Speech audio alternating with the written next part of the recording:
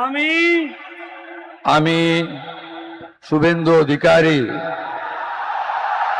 ঈশ্বরের নামে শপথ করিতেছি যে বিধি দ্বারা স্থাপিত ভারতের সংবিধানের প্রতি আমি অকৃত্রিম নিষ্ঠা ও আনুগত্য পোষণ করিব। আমি ভারতের সার্বভৌমত্ব ও অখণ্ডতা রক্ষা করিব।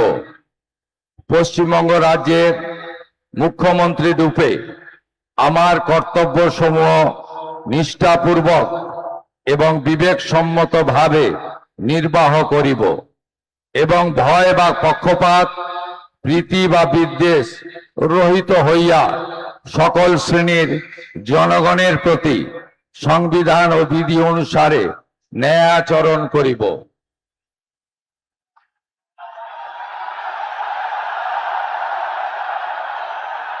আমি